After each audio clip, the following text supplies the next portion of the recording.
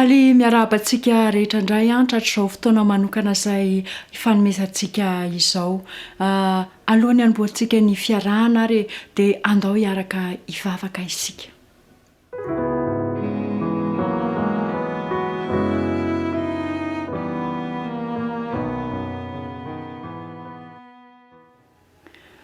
Andriamanitra rainay izay any an-danitro, midera sy mankalaza ny anaranao izay ary manome voninahitra anao. Misaotra anao Tompo noho ny fitiavana manokana izay nasehonao. Misaotra anao noho ny fanekenao ny fifonana izay ataon'i Jesosy Kristy ho anay ary ny famelan-keloka izay mino izay ary matoky fa raisinao izany fifonana izay ho ataon'i Jesosy fikosehany fahotana izany. Koa ny fanahy izay irahanao avy aminao ho aminay dia engany izany no ahatonga anay hibebaka isan'andro ny amin'ireo fahazarana, ny amin'ireo fahotana tsinahy, mety fahotana sahisahy ihany koa, mety fahotana tsy fantatra izay vitanay ka hibebaka isan'andro, hanetry tena isan'andro eo aminao izahay Jesosy Kristy ka horakofanao ny akanjom-pahamarinanao. N'aiza ary toerana misy anay dia aoka tsy handany fanahy izay fa kosa eny ny bitsiky ny fitiavana izay omeny anay. Tonoina saingatana amin'ny anaran'i Jesosy Kristy izany vavaka izany. Amen.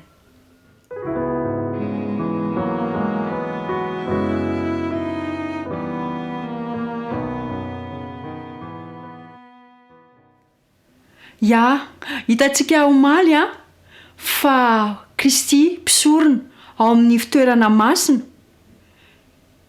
ary ny mpanota rehetra izay mibebaka sy mangetaeta fahamarinana no anehoany fanahy masina ilay zanak'ondrin'Andriamanitra izay manaisitra ny fahotana izao tontolo izao.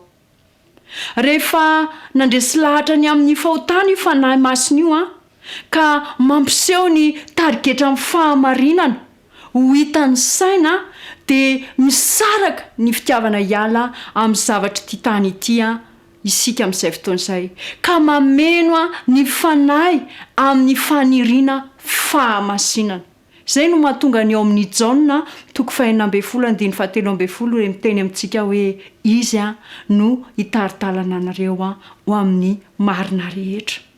Androandray isika dia hijeriny hoe i Kristy mpisorona be ao amin'ny fitoerana masina indrindra. Hoy ny voalazan'ny Hebreo 7:1 hoe koa amin'izany rahalahy masina mpiombona ny fiantsoana avy any an-danitra, hevery ny apôstôly sy ny mpisorona be izay ekentsika dia Jesosy Kristy. Ao amin'ny Apokalipsy 4:4 sy ny 7 dia mbola misy an'izao teny izao ihany koa. Ary hitako fa ito nisy anjely iray koa nidina teo afovoan'ny lanitra, nanana filazantsara mandrakizay hotoriana amin'izay monina ambonin'ny tany sy amin'ny firenena sy ny fokom-pirenena sy ny samy hafa fiteny ary ny olona rehetra nanao tamin'ny feo mahery hoe matahoran'Andriamanitra ka omeo voninahitra izy fa tonga ny andro fitsarany. Ary miankohofa eo anoloan'izay nanao ny lanitra sy ny tany sy ny ranomasina ary ny loharano. Inona moa izany ny ataon'i Kristy ao amin'ny fitoerana masina indrindra ankehitriny? Araka io teny voalaza io dia manao ny asa fitsarana izy. Misy dikany lalina ny filazana fa anjely no mitory io fananarana voalaza teo ambony io.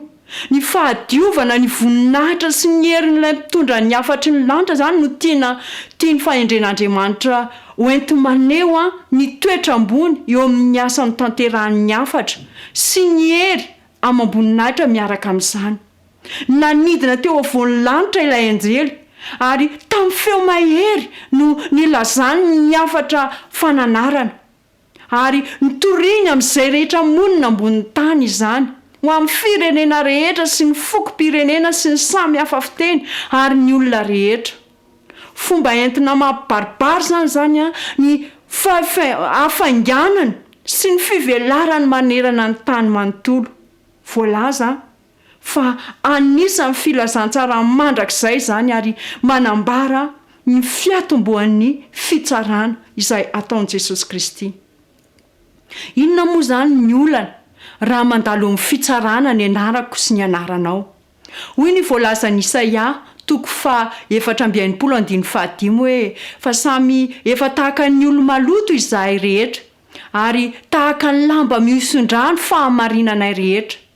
Malazo tahaka ny raviny izahay rehetra ary ny elokay mipoaka anay tahaka ny rivotra. Ahoana ary? Manakavaly va isika? Tsy akory. Hoy ny voalazan'ny Romana 3:7-10 fa efa voalazantsika raha teo fa mpanota avokoa na jiosy na jentilisa araka ny voasoratra hoe tsy misy marina na dia iray akory aza.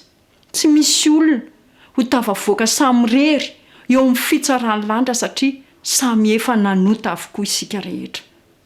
Inona ary izany ny andrasan'ny Tompo amiko? Ny apôstôly Paoly dia milaza fa ireo izay maniry aomby amin'ny fanatrarana ny aileben'ny fahafenon'i Kristy dia tsy maintsy mahalala oniny amin'ny zavatra rehetra, ny fihinana, ny fisotro, ny fiakanjo dia samy misy fiantraikany avokoa ireny rehetrarehetra ary mivantana amin'ny fandrosoantsika ara-panahy. Izany no antony nanomezan'Andriamanitra antsika ny lalàna mikasika ny fanavaozana ara-pahasalamana. Ankehitriny dia omena izany satria Andriamanitra mihitsy dia te hanomana olona izay taratra ny endri Kristy amin'ny fahafenony. Manomana ny olona handray ny tombo-kase Andriamanitra. Tsy natao hahasalamantsika fotsiny ny fahazahoantsika ny ara-pahasalamana fa natao indrindraindrindra mba handraisantsika ny toetra n'Andriamanitra. Ny fanajana ireo lalàna valo voajanahary izany izay nomen'Andriamanitra dia fiankohofana amin'Andriamanitra ihany koa. Inona moa ny andrasan'ny asa fitsarana ifandraisan'ny asa fitsarana ataon'i Jesosy sy ny fahasalamantsika ary ny fiantraikan'izany eo amin'ny ati-dohantsika? Aoka ho fantatsika ary namako fa nandritry ny taona maro i Satana sy ny anjeliny ratsy dia nitady hifehy tena sy ny fanahin'ny olona ka nitondra fahotana sy fahoriana eo amintsika olombelona. Ary amin'izay dia rehefa avy eo amin'izay dia nazerany any amin'Andriamanitra ny antony nahatonga ireny hoe noho i Andriamanitra ny nahatonga an'izany, noho i Andriamanitra ny mahatonga anareo mijaly, io ianareo mahatoky an'Andriamanitra io ny mahatonga anareo tahaka izao. Mbola manao ny asany ihany i Satana amin'izao fotoana izao. Ary voamaiky ary ampitombony avy zato eny mihitsy azy satria fantany fa kely ny androny. Ny hafetsena azony no ny ady nandritry ny taonjato maro izany izao no ampiasain'ny Satana amintsika ankehitriny. Hitantsika anie izany eo amin'ny fiainantsika, eo amin'ny fifehezan'ny Satana hanandevo ny saintsika amin'ny lalàny tsy fanajana ny lalàny fahasalamana ary miteraka an'ireo aretina maro samihafa izay iainantsika amin'izao fotoana izao. Ny fomba azahoantsika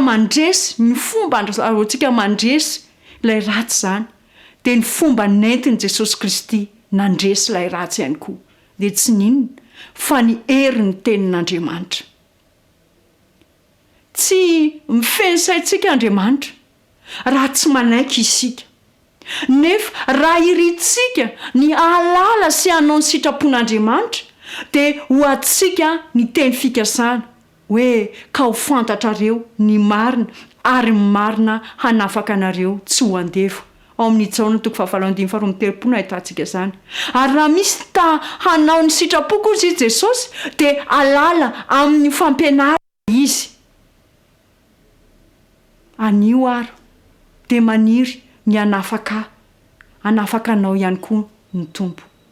Miantso anao ny mpamonjy hoe aoka hifikitra amin'ny heriny kosa isika ka hiavana aminy. Eny, aoka hiavana amin'ilay ray tsy toy isika. Ny fahamazinana dia miady mba hiazona ny fanahy iray eo ambanin'ny fanapahany. Fa ny anjelin'Andriamanitra kosa dia mampiasa ny heriny andresy amonjy ahy sy amonjy anao. Hoy Jehova ao amin'ny Isaia 7:4-5 hoe azo alaina eny amin'ny mahery va ny sabatra na ho afaka va mibaby marina? Nefa izao no lazain'i Jehova, na dia ny sabatry ny mahery aza dia alainy ihany ary ho afaka ny baby mpandroba fa izao no hiady amin'izay miady aminao ary izao ny hamonjy ny zanakao. I Jehova no hiady amin'izay miady aminao ary Jehova no hamonjy ny zanakao. Izany no teny fampahirezana izay omeny tompo anao amin'ity andro androany ity. Inona tokoa moa no ataon'i Kristy ao amin'ny fitoerana masina indrindra ho azy ho anao manoloana ireo olana mahazo antsika eo anatrehan'ny fitsarana any an-danitra?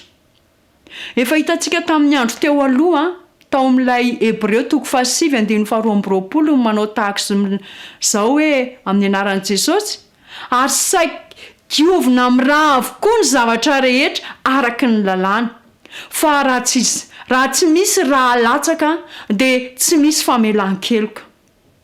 Tsy misy raha latsaka izany hoe tsy misy famelan-keloka, dikan'izay tsy misy fanadiovana.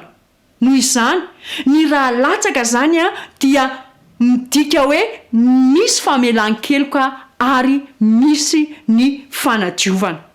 Ao amin'ny Hebreo 7:7 azafady indrindra, Hebreo 7:12 dia miteny amintsika fa Kristy kosa rehefa tonga mpisorona be ary tsy mba nitondra ny rano solana ny ranjan'akomby izy fa ny rano tenany dia niditra indray mandeha ho amin'ny fitoerana masina ka nahazo fanavotana mandrakizay. Efa nitondra raha zany Jesosy Kristy. Efa nitondra raha izy, efa nodiovina ilay fitoerana masina, efa nanomboka ny fanadiovana ary mbola eo am-panadiovana Jesosy Kristy amin'izao fotoana izao.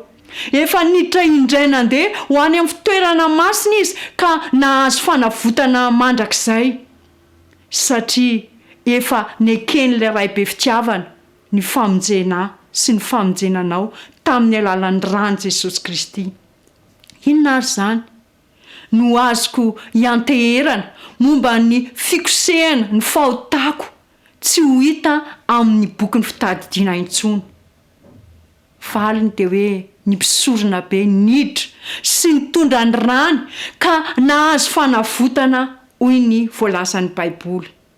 Satria dikan'ilay hoe nitondra ny rano tenany dia niditra indray mandeha ho any amin'ny fitoerana masina ka nahazo fanavotana mandrakizay ilay mpisorona be, dia izao hoe avela ny eloko, vonoina ny eloko, kosehana ny eloko, diovina izao. Raha ekenao izany dia tanterahan'i Jesosy ary manaiky izy satria izy mihitsiny no nitondra ny fanavotana ho azy ho anao. Izy ara no afaka handray izany ary atao ahoana kosa ireo izay tsy mandray? Ao amin'ny Jaona 7:15 dia hoy ny voalazan'ny soratra masina hoe izay mino azy dia tsy elona, fa izay tsy mino kosa dia efa voaheloka rahateo satria tsy nino ny anaran'ny zanak'Andriamanitra lahatokana izy. Ny finoana ny rano Kristy amin'ny alalan'ny rano Kristy, amin'ny alalan'i Jesosy Kristy, ilay mpanalalana, any lalana no famelan-keloka ho azy ho anao. Izy no afahantsika manantona an'Andriamanitra. Tsy misy fahotana izay tsy navela ao amin'i Jesosy Kristy Tompo sy amin'ny alalany. Io fitiavana io ihany, io fitiavan'i Jesosy io ihany no an'ny fanantenana ho amin'ny mpanota. Ary raha mitoetra amin'ny finoana marina isika dia azo antoka ny famelan-keloka feno sady maimaim-poana nataony ho antsika. Tokana amin'ny fantsona ary mety ho any rehetra izany. Eo amin'io fantsona io no miandry ny fanahy mibebaka torotoro handray famelan-keloka sarobidy sy mitobaka ary eo no voavela amin'ny fahotana mainty indrindra ka hatolotra ho fanomezana ny fahamendrehana sy ny fahamasinany ho any rehetra vonina ny andray izany. Amin'ity hariva ity ary dia alefa amintsika rehetra izay manaraka izao fandarana izao ny antso. Ao amin'ny Jaona 5:4 dia milaza an'izao ny soratra masina hoe lazaiko aminareo marina dia marina tokoa izay mandray ny teniko ka mino izay naniraka ahy ho Jesosy no manana fiainana mandrakizay ka tsy ho elohina fa tafiditra miala amin'ny fahafatesana ho amin'ny fiainana izy. Ny olana dia izaho tsy mindraindray, tsy mandray, tsy misafidy, tsy milefitra, tsy mety ho tarihin'ny fanahy masina. Raha miaina ao anatin'ny tena finoana isika dia hafa ny fisehoan-javatra. Tsy finoana sendrasendra ny finoana mitondra eo amin'ny famonjena ary namako. Tsy zavatra ekeny saina fotsiny izany, fa zavatra inona mamaka ao am-po izay mamina an' Jesosy Kristy ho mpamonjy ny tena manokana. Mahazo antoka fa afaka ny mamonjy tokoa izay rehetra manantona an'Andriamanitra amin'ny alalan'i Jesosy Kristy. Ny mino fa amonjy ny hafa izy, fa tsy amonjy ianao dia tsy finoana tena izy zany. Fa rehefa mamikitra amin'i Jesosy Kristy ianao dia izay no hoan'ny fanantenana famonjena ny fanahy, dia iseho ny tena finoana marina amin'izay fotoana izay.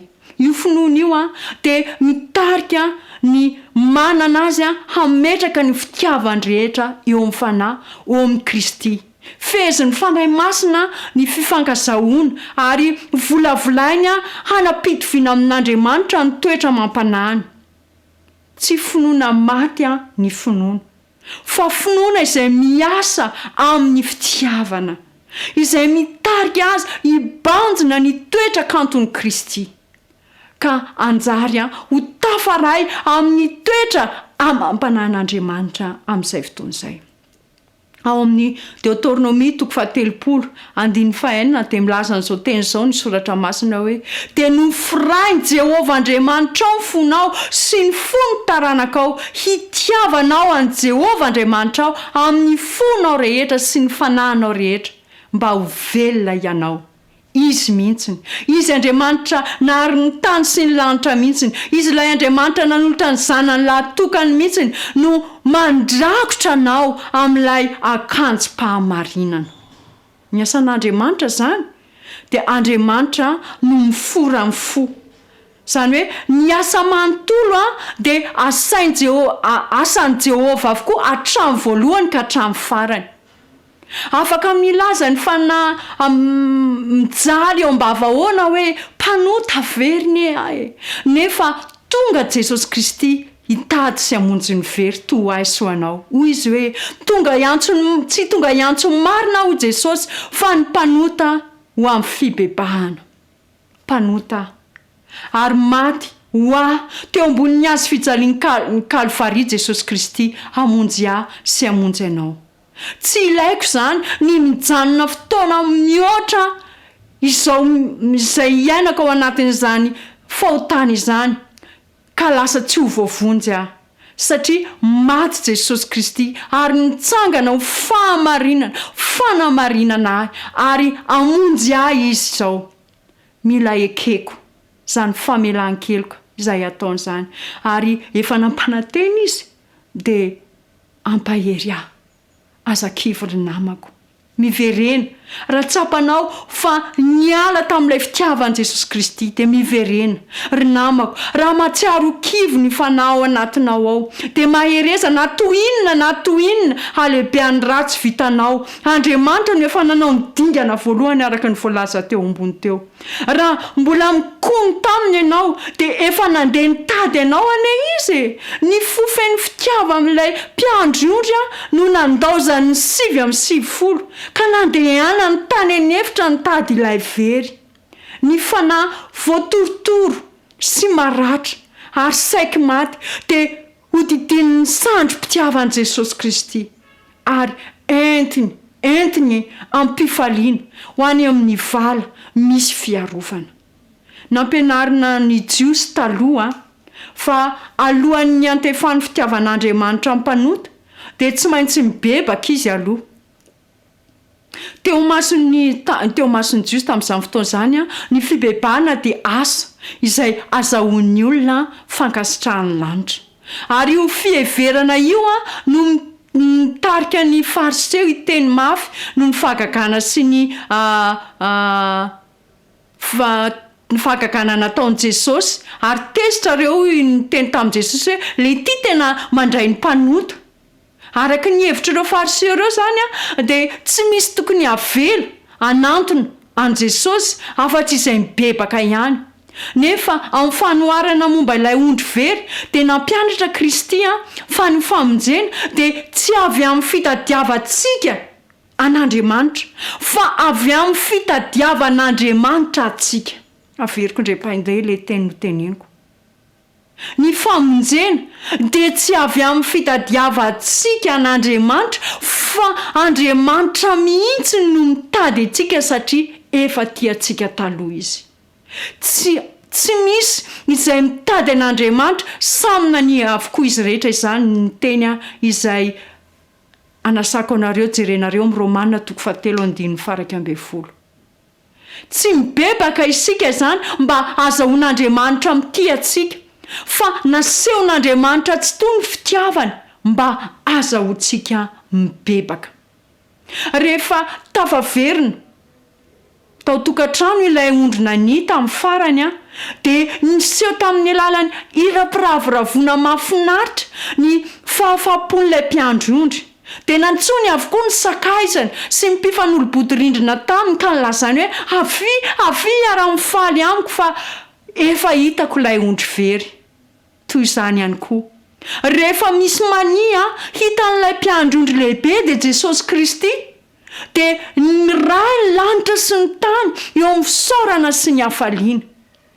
Misy fifaliana toy izany any an-danitra ny amin'ny mpanota iray izay mibebaka noho ny amin'ny olona marina 7:20 izay tsy misy tokony hibebahana. Ilayntsika izany ny mibebaka marina amin'ny fahotana rehetra. Raiso ilay akanjo lava izany hoe ny akanjom-pahamarina an' Jesosy Kristy. Ka ny lasa dia voavela tanteraka ary misainantsika amin'ny ho avy ihany koa dia omeny Jesosy Kristy fandresena ka hifanaraka amin'ny fiainan'i Jesosy Kristy ny fiainako sy ny fiainanao. Mino fa ahazo hery isika, ahazo ny ranorana farany isika. Tsy misy olona mitafy sy miaingo izany raha tsy efa nidio izy. Ireo fepetra voalaza teo ambony ireo zany dia fepetra entina omeny lanitra ho an'izay taranaka farany izao. Mpanota avokoa ny olombelona rehetra ary tafiditra ao anatin'izany zasy ianao. Kanefa ny Romanina 7:7-10 dia miteny antsika hoe ahoana ary manakavaly va isika? Tsy akory. Fa efa voalazantsika raha teo ho mpanota avokoa na jiosy na jaintilisa araka ny voasoratra hoe tsy misy marina na dia iray akory aza. Inara zany ny vokatr'ilay fahotana fahafatesana ny tambon'ny ota. Efa hitantsika teto izany. Ny fotoana afatesantsika no tsy mitovy. Amin'ity androandroany ity dia averina amintsika indray ny teny izay notenenin'ny Jaona sy Jesosy ary ny apôstôly hoe inona ny tokony ataontsika izany. Ao amin'ny Matteo 7:1 sy 2 dia izao ny zavatra notenenin'ny Jaona. Ary tamin'izay andro izay dia niseho Jaona mpanao batisa nitory tany eny hevitry-tsidina na hoe mibebà ianareo fa efa akaiky ny fanjakan'ny lanitra.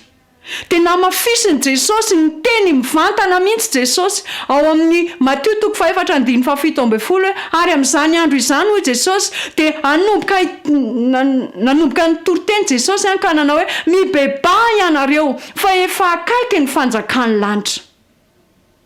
I Petera ihany koa dia namerina n'izany teny izany ary ndao ny jerentsika ny voalaza ao amin'ny asan'ny apôstôly 2:17-30 hoe ary raha nandre izany ny olona dia voatsingona tampony ka nanao tamin'ny Petera sy ny apôstôly namany hoe rahalahy inona no ataonay? Ary hoy Petera taminy hoe mibebà ary aoka samy atao batisa amin'ny anaran'i Jesosy Kristy ianareo rehetra mba hahazo famelana ny elokareo. Ny afatra Jaona, ny afatra Jesosy, ny afatra izay napetraka ireo apôstôly dia mazava. Ny ilayntsika zanak'olombelona dia tsy inona fa ny fibebahana. Mila mibebaka mazava fa azahoana famelan-keloka ity fibebahana marina ity. Ny tompo efa nanome toky aisy ianao hoe ao amin'ny Isaia 3:7 hoe izao de izao hoy ny tompo no mamono ny fahaditsono no ny amin'ny tenako ary tsy ho tsarovako ny fahotanao. Izany no teny fikasana omen'Andriamanitra raha mibebaka isika ho kosehany avokoa ny fahotana rehetra ka na Andriamanitra ilay manana saina mahafantatra ny zavatra maro ary dia lasa ohatrany hoe matiarika izy adino ny lasantsika omeny toky zasy ianao fa tsy misy tsarony ny ratsy vitako ny ratsy vitanao. Ao amin'ny Jeremia 10:20 dia milaza an'izao teny izao amintsika hoe amin'izany andro izany sy amin'izay fotoana izany hoy Jehovah dia ho tadiavina izay eloko ny Israely fa tsy hisy ary izay fahotany Joda fa tsy ho hita satria avelako ny eloko ny sisana rovako hoy Jehovah tompony maro. Evero anie izany evero izany. Andriamanitra mitady zavatra izany Andriamanitra anie madio maso Andriamanitra anie tena hoe napentina kely aza dia hitany kanefa rehefa mibebaka isika dia milaza Andriamanitra fa na dia hitady ary izy dia tsy hahita ny fahotana. Tsy vitan'izany fa amin'ny fotoana iny ihany koa raha mibebaka isika dia omen'Andriamanitra antsika ny fiainana mandrakizay. Hoy ny voalaza ny Lioka 3:7 lazaiko aminareo marina tokoa anio fa iaona amiko any paradisy ianao hoy Jesosy amiko sy aminao tsarovy ary. Fa raha miaiky ny fahotantsika isika dia matoky sy marina izy ka mamela amin'ny fahotantsika sy manadio atsika ho afaka amin'ny tsy fahamarinana rehetra. Efa hitantsika teto tamin'ny andro teo aloha fa ny tsy fahamarinana rehetra dia tsirairay ny tsy fahamarinana tsirairay izany hoe tsy zavatra mety mbola ho miafina any fa ny rehetra mihitsy dia ho fafan'i Jesosy Kristy. Koa manasanao ary ataovy izay iavananao amin'ny olona rehetra. Andeha anao fampiarana kely isika eto. Manasanao iaona manokana amin'ny vadinao, iaona manokana amin'ny zanakao, iaona manokana amin'ny ray aman-dreninao na ny ray tam-po aminao. Mety ho hitanao mivantana izy ireo, mety ho atsoinao amin'ny telefônina izy ireo, fa mitadiava fomba iaonanao amin'ny ankohonanao ary mifamela eloka satria tena ilaina ny famelan-keloka mba andraisana ny famelan-keloka avy amin'Andriamanitra. Ny Kolosianina 3:17 dia miteny mivantana amintsika hoe mifandefera ka mifamela eloka ianareo. Raha misy manana alahelo amin'ny sasany tahaka ny namelan'ny Tompo Jesosy Kristy ny elokareo no aoka mba amelanareo eloka ihany koa satria ody izasy ianao efa tombotra ny andro ankehitriny ka fotoana izao. Manasanao mibeba fa izay no lakile ahafahanao miditra mandray ilay fiainana mandrakizay izay efa natolotra Jesosy Kristy ho azy ho anao.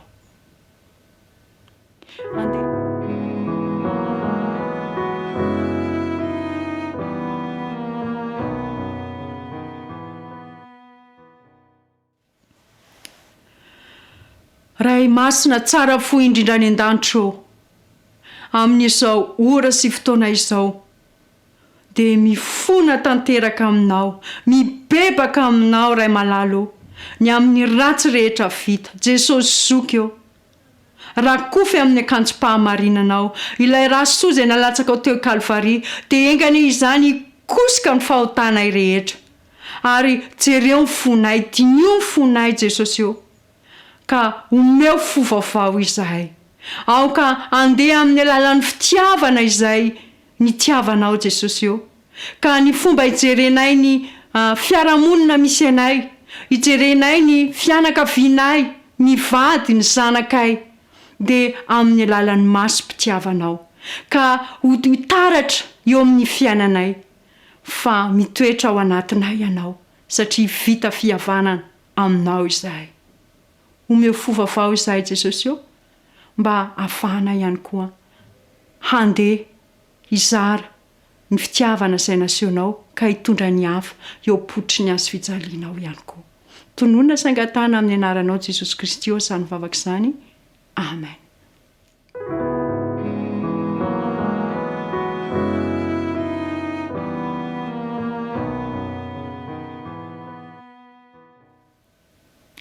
Dia mirary ny fiadanam-pony Tompo amintsika tsirairay avy ary azony ny teny fikasan'Andriamanitra fa efa voavela heloka ianao.